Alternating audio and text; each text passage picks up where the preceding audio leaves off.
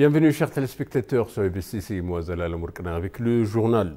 Le Premier ministre Abiy Ahmed a affirmé que le peuple soudanais a suffisamment de sagesse et de capacité pour résoudre la crise actuelle dans le pays. Dans son message sur les réseaux sociaux, le Premier ministre a dévoilé que le peuple soudanais ne négocie jamais sur sa fierté et sa dignité nationale telles qu'elles sont connues tout au long de son histoire ancienne.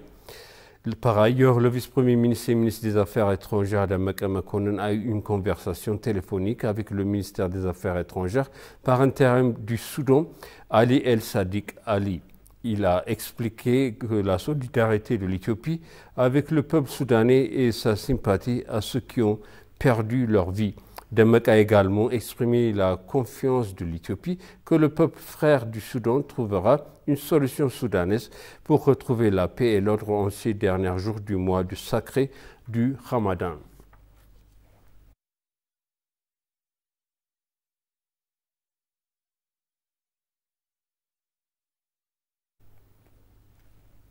Le ministère d'État des Affaires étrangères, l'ambassadeur Mesgano Arga, a discuté du conflit au Soudan avec l'ambassadeur du Soudan en Éthiopie, Jamal El-Sheikh. L'ambassadeur a indiqué que l'Éthiopie était très préoccupée par le conflit entre l'armée soudanaise et les forces de soutien rapide soudanaises.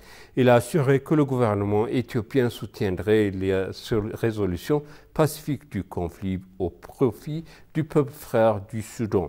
Selon des informations que nous avons reçues du ministère des Affaires étrangères, l'ambassadeur Mesgano a noté que les Soudanais doivent résoudre le problème par eux-mêmes, par le dialogue. Il a également exprimé sa conviction que les Éthiopiens au Soudan et les membres des missions diplomatiques éthiopiennes bénéficieront d'une protection appropriée.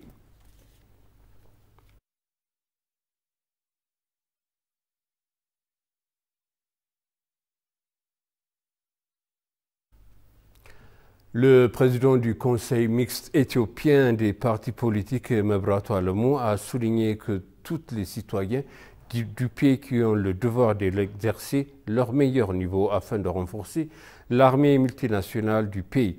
L'intégration des forces spéciales régionales à la force de défense nationale est vitale pour l'harmonie et la couleur mixte de l'Éthiopie. Le Conseil soutient pleinement les bonnes interventions exercées dans le pays avec la claire intention d'avoir une armée dont tous les citoyens peuvent être fiers.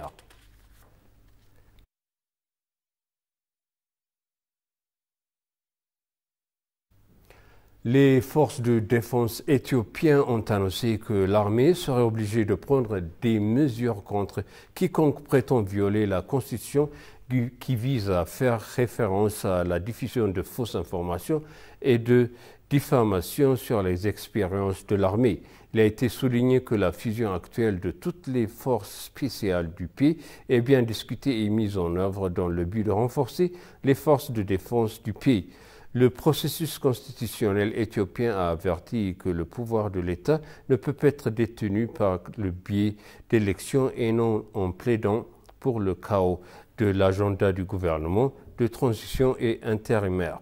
L'armée n'est l'instrument d'aucun parti politique et elle ne sera pas perturbée dans la mission par la voix d'un parti politique ou d'activistes car l'armée a construit une organisation interne solide, a-t-il été indiqué.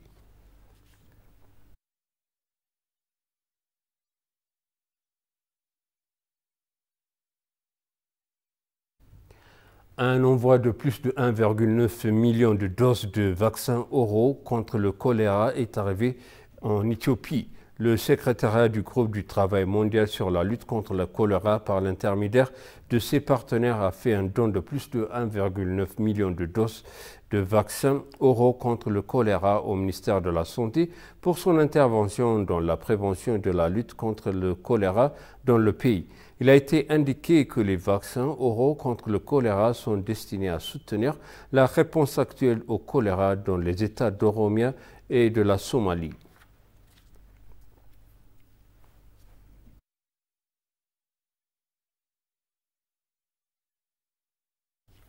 Le ministère des Finances, Ahmed Shide, et le gouvernement de la Banque nationale d'Éthiopie, Mahmoud Meratu, et toute la délégation éthiopienne ont rencontré la directrice générale du Fonds monétaire international FMI, Kristalina Georgieva, et l'équipe du FMI à Washington, D.C.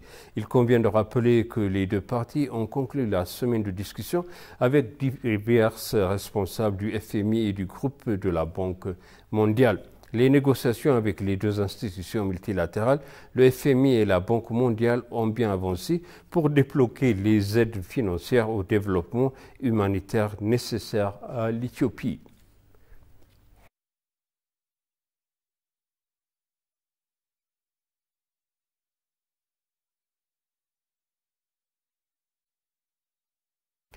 Et pour conclure le journal, les experts de l'aviation en Afrique ont déploré que la part de la région sur le marché mondial de transport aérien soit décevante par rapport aux opportunités existantes sur le continent.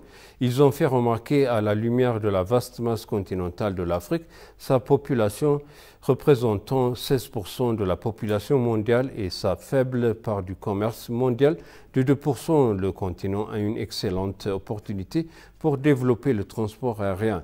Selon lui, le rapport de l'Afrique sur plusieurs décennies est resté stagnante à moins de 3% du marché mondial et a déclaré qu'il était temps d'agir pour changer ce récit. Le PDG du groupe d'Ethiopian Airlines, Mesfin Tasso, a déclaré que nous sommes ravis d'accueillir la 11e convention des parties prenantes de l'aviation de l'AFRA, qui sera au forum aux parties prenantes de l'industrie pour se concerter et discuter des opportunités et des problèmes d'urgence de l'aviation africaine. Le forum représentera la mantra de African Rising qui se manifeste dans les opportunités croissantes pour toutes les parties prenantes de l'industrie aéronautique du continent.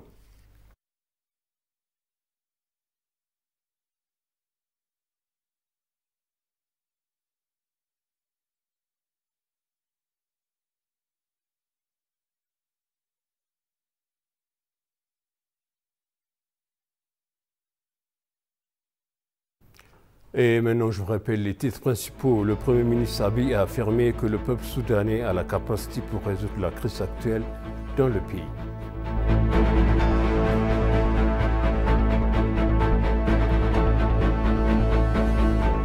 Les forces de défense éthiopiennes ont déclaré que l'armée prend des mesures contre quiconque prétend violer la Constitution.